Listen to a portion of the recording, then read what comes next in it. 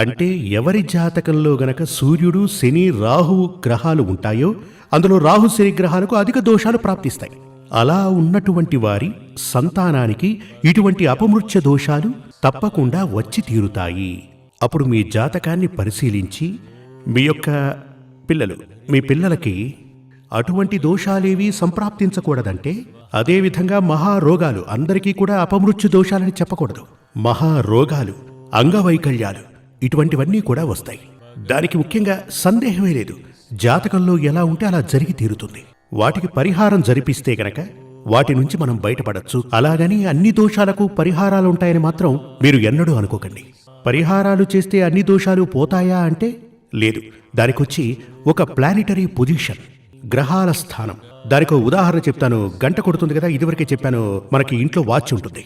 అందులో 2 ముళ్ళు ఒక చోటికి చేరినప్పుడే అది టంగ్ టంగ్